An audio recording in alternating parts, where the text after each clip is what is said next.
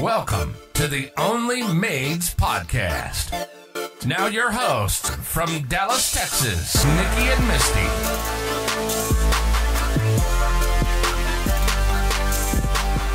Hey, I'm Nikki. And I'm Misty. And welcome to episode 2 of Only Maids. How you doing, Misty? I'm doing good. How are you, Nikki? Good. You hanging in there? You excited? This is episode number 2. I am excited. This one's going to be about boundaries and expectations and with clients. And yeah, this is going to be a good one. And we have a guest speaker today. We do. The Ugliest Cleaning Lady is going to be with us. Yes. I'm excited about that one. Yeah, she's hilarious. She's hilarious. Y'all are going to want to stick around and be sure and catch her clip at the end of this episode. Yes. And don't forget, we have Hotline Clean a little bit later.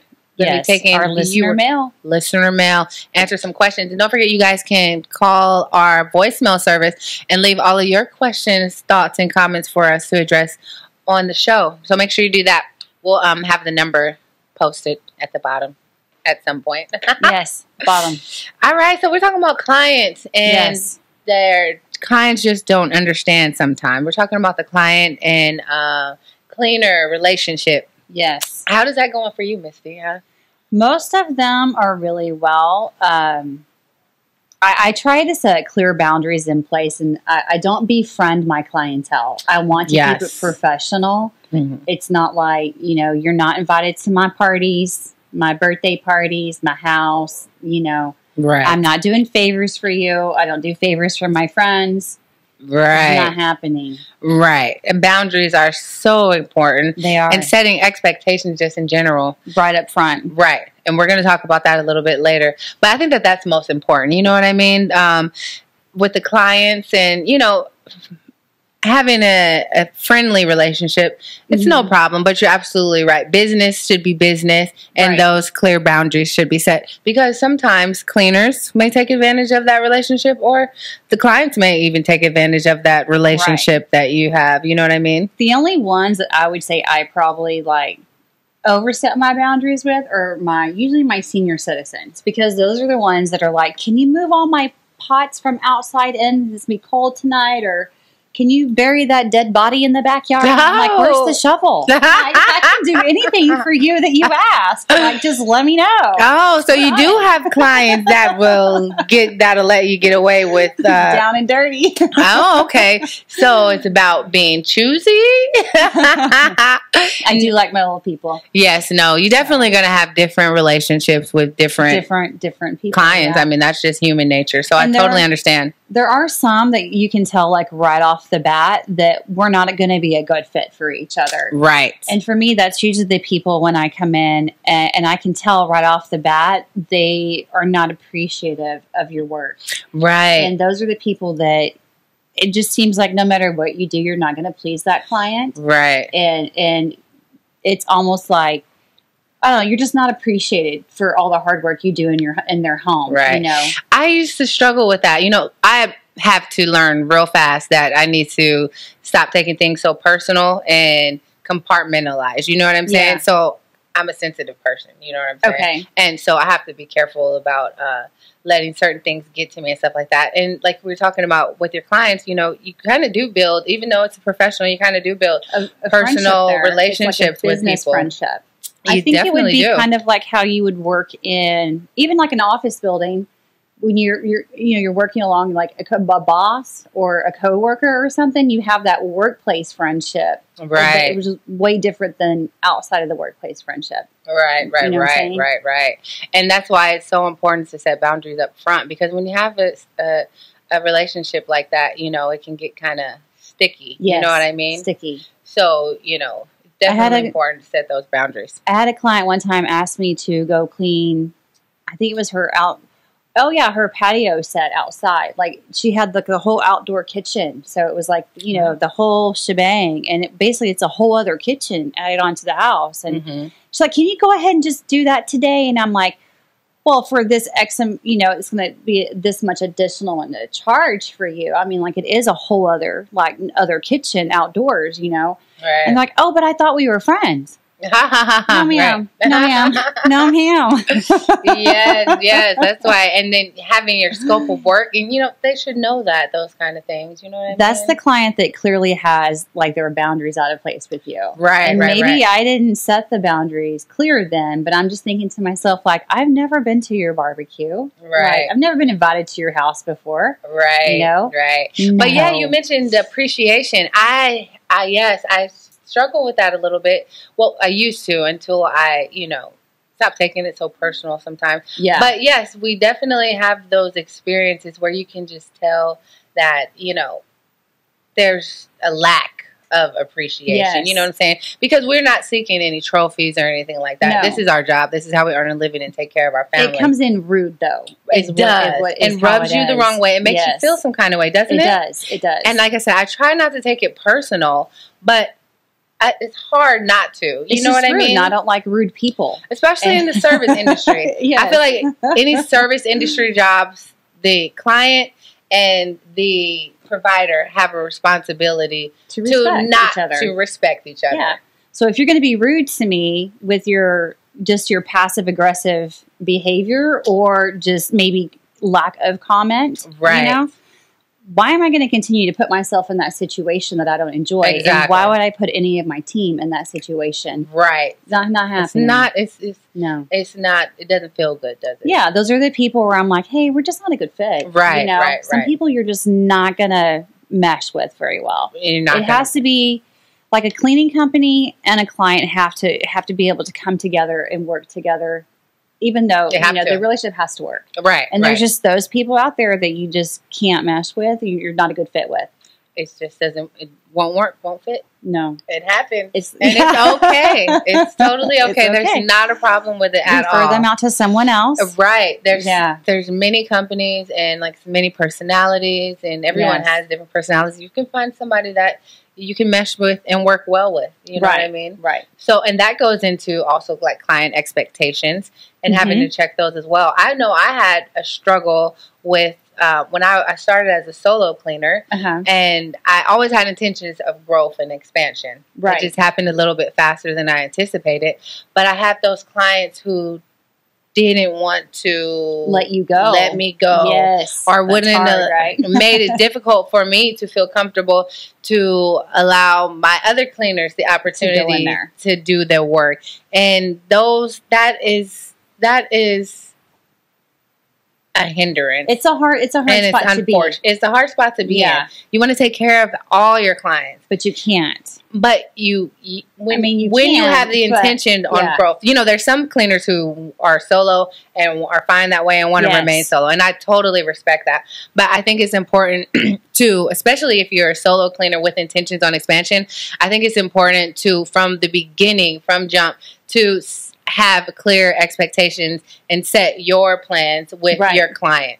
Right. All of my clients knew that I had the intentions of growing, but some of them still made it difficult and harder for me to do so. Be like, but so-and-so doesn't do it the way you do. Right. And it's like, well, I understand that, but she has her own way of cleaning your shower. It's still a clean shower, even though it's not the way I do it, because you can't micromanage everybody. Exactly, right. And I can't be everywhere at the same time. You can't. I'm trying to get more jobs and, build this business for all of us. Mm-hmm. And so I have to be able to have the opportunity to send my people to, to this client's house and that client's One house. way I have found effective at that is I'll get a new client and I'll go in there with my girls that I have for this schedule, right? As I'm building a new schedule, because this team has their schedule, right? So I'm building a new schedule for this team, and I tell the client, like, hey, I'm going to come in with my girls, and you will always have me or one of these girls in this house. Right, yeah. And so they know, they get used to like the three of us, and they're like, oh, at least I'm going to have at least two familiar faces, and then I find someone to take my place. I jump off the team, put a third person there, but they still have two of the same people. I found that that's very useful. I was actually going to just mention that. That is also sometimes a concern, everything like that, the different faces, and, of course, people want to be comfortable with the cleaner that they have in their home, and want the same person most of the time. Right. But so that's a big deal, and I love that you said, at least if you have a small team, familiarize your client with all of them. With your residentials. Let's go. Very, very good.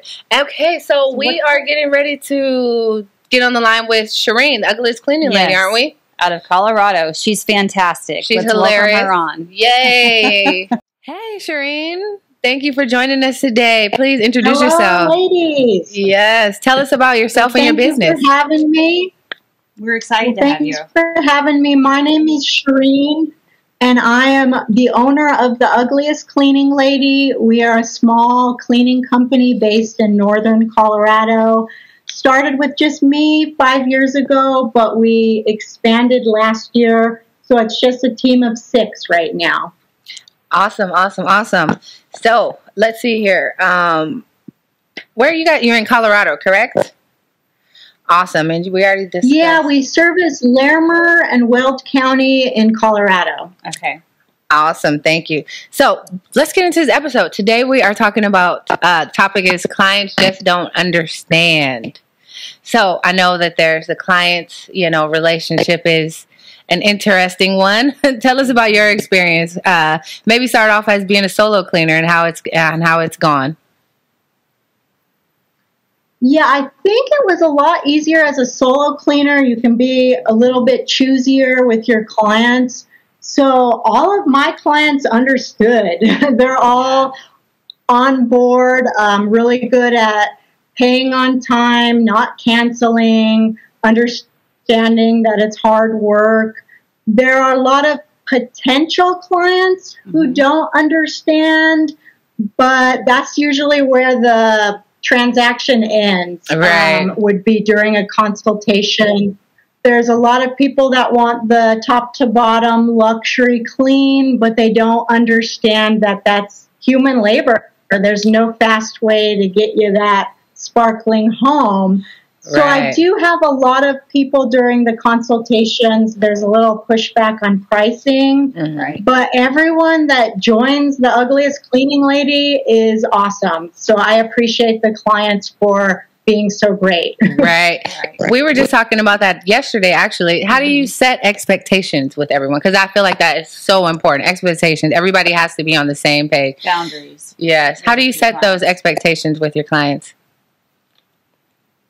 Yeah, that's a great point. I think a mistake that a lot of new cleaning companies make is they want to sell this great package and then they don't realize they're not going to have enough time. So you really got to work with people's budget and come up with a custom plan that fits their budget.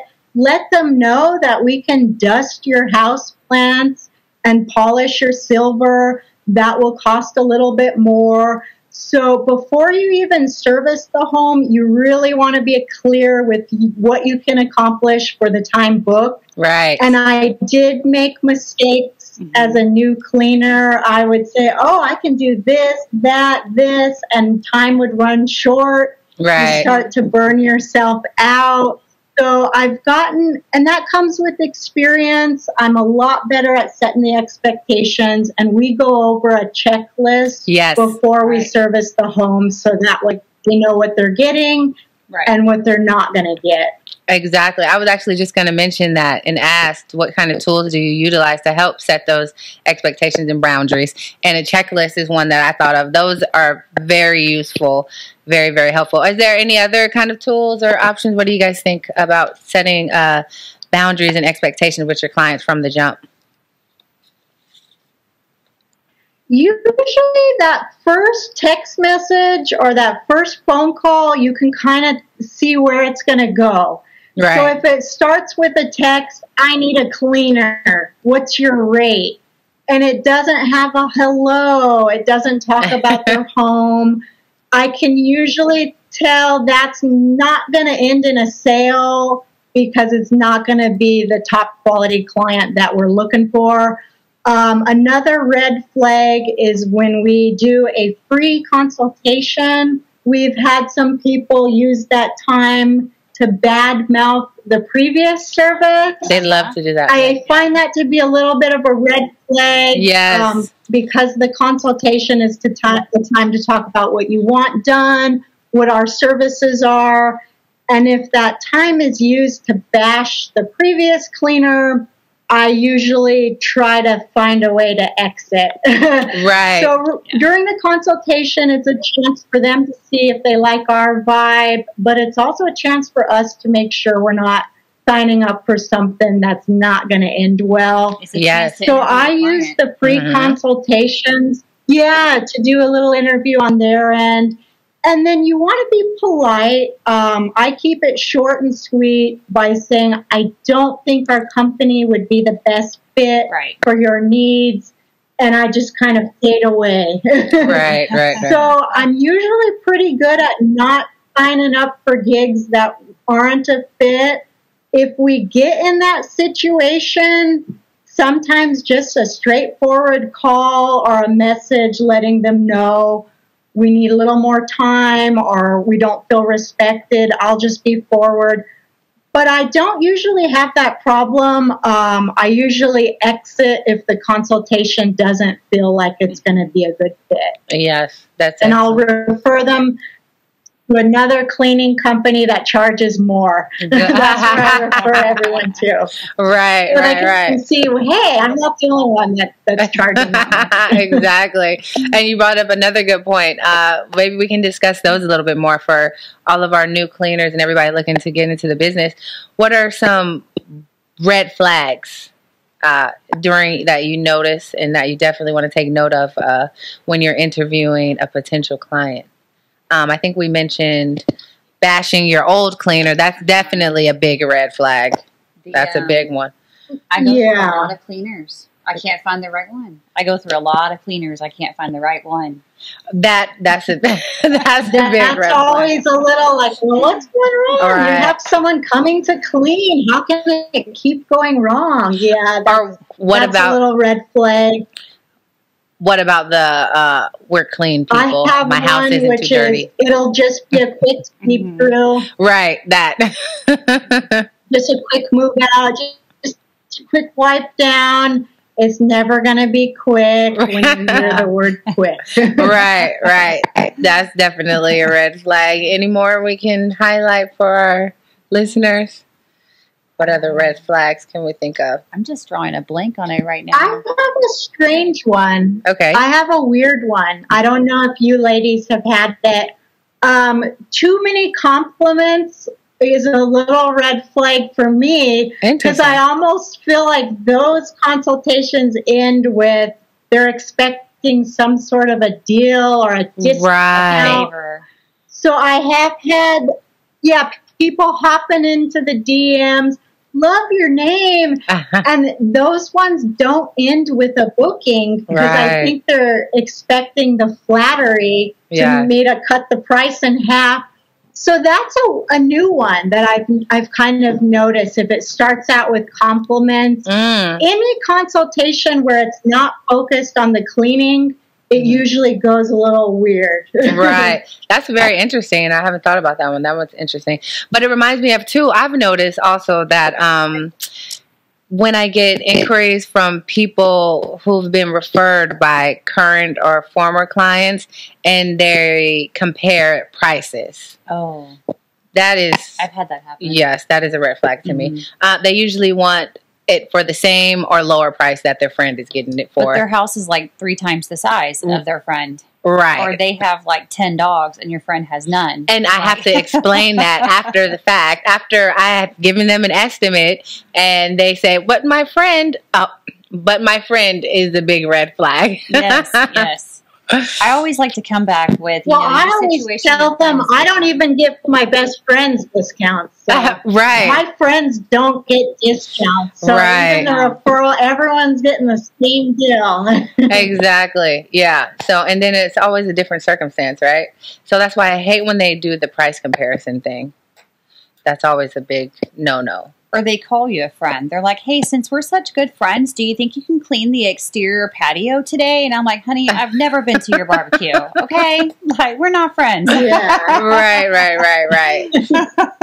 We get that a lot too. Those are definitely red flags. So these were some good flags, y'all. Thank you. So if you could talk to your client base right now, what would you want to tell them? What would you let them know? the current client place, I would just say thank you, because Yes. you're doing the opposite of what the red flag. It's all green flags and respect. Excellent. So I would say that was a big surprise. Is I did expect to be looked down a lot, but it's the opposite. Most people treat me like a queen when I'm showing up to clean. So I really am impressed, and I appreciate that. It changed my point of view. And the red flags are so rare. So I would credit my clients for, just really making me like happy to be servicing this community. People are so grateful and respectful. So thank you to my clients. That's what I would say. I love that. I love that. Gratitude is the best attitude. It is. I love that. Yeah. Awesome. Okay, I want to know a little bit more about your Instagram. Your videos are hilarious sometimes. Tell us about them, and where did you get the idea? When did you start doing that? I think I made those right when I was starting to expand. I haven't been making too many more because I don't want to embarrass my crew. But when I first started to expand, I thought it was going to be like so much success, and I was excited, and it was rather humbling. So I made a few videos just to laugh at the situation. But behind the videos, I was struggling. Yeah. So I needed something to laugh at. So we made a couple of videos to laugh at. Now I'm at a weird point with the branding, is that I'm representing a crew. Right. So I'm at that like sellout point where I can't be myself. I have to be a little more professional. Yeah. So I'm going to try and find like a middle ground where I still have my personality, but it's not embarrassing my team. Right. So we have a new idea for a video that'll be with the crew, and I think it's going to be really funny, and that'll be coming out in 2 weeks. Awesome. So we just do those for fun. They're for the other cleaners. I don't think it brings business in. It's just for all of us to laugh. And we love it. I love it. I love following your page. Remind everybody where they can find you at, your website, your social media links. So we are at the ugliestcleaninglady.com, Instagram.com/theugliestcleaninglady. And my DMs are open for other cleaners if they're wanting to expand and they're feeling burnt out during those first few months. Hit me up in the messages and I'll let you know it gets easier. Love that. And it's just so much fun. This is a great industry. So I'm always available at Instagram, The Ugliest Cleaning Lady, to help other newbies in the game. Yes, we love that, Shireen. Thank you so much for everything you do for everybody in our cleaning community. Yeah. Laughter is good, so we love it. Well, thank you, ladies, as well. Thank you. I appreciate you having me on the show, and it was fun. Thank you. And congratulations on your expansion. Thank you. It's going to keep going. So thank you guys so much, and congratulations on all your success as well. Thank you. That was so fun. Yes, she was fantastic. I hope you guys enjoyed her just as much as we did. And we'll definitely have her back. We'll have her back. All right, it's time for Hotline Clean. It's time for Hotline Clean. So today, Nikki, our question is coming out of Utah from Natalie. And she says, what booking apps are y'all using for your customers to book a cleaning? So, good question. You need it. I don't like them. Yo, tell us. I created my own thing with Google spreadsheets. I like Google. I like to just call me if you want to book. Let me talk to you because I want to know. I want to hear you on the phone so I get an idea of who you are and a feeling about your personality. Yes. Maybe I don't want to take you on as a client. Right. I don't want you jumping on my stuff and just booking yourself when we may not be a good fit. Right. We just talked about this. Yes. There are apps that allow you, I think Facebook even does that too, where the client can just automatically book. I don't like that either, so I understand. Right. Yeah. I definitely need to speak with and vet the client before we do any booking or any kind of services. It's your time to interview them as a client. So it's very important. People don't understand. You're not actually like hiring just the cleaner. The cleaner is going to hire you. Yes. allow you. It's a two-way street interview. It is. It definitely is. Everybody has to be on board, on the same page. That's what this whole episode is about. Yes. Expectations and boundaries. That's right. So this is a good question because that's where it starts at. The first encounter, and that's usually on some kind of app or social media site. I use for booking, I use ZenMaid. I love ZenMaid. Yeah. They make it easy. They make it simple. The clients aren't able to book. I think they might be if you, possibly, I'm not a ZenMaid expert. Settings? But yeah, you can probably mess in the settings and figure out some way to allow the clients to if you would like for them to. Yes, right. But like we just discussed, I don't like that option. I like to speak to people beforehand. But the app is great though for once they can do an inquiry, you can turn that after speaking with them and agreeing on price and estimate and stuff like that. You can turn that estimate, their information in the system to an appointment. Okay. So it makes it easy. It's seamless. But yeah, so we're using that. I know there's a bunch out there. There's a bunch. There's a lot of different ones. You just have to go to the App Store and Google it and just kind of take a look at them and see which one is going to be the best one for you. Right. Yeah. So check them out and Google it. But that's our thought on booking apps. Thank you, Natalie.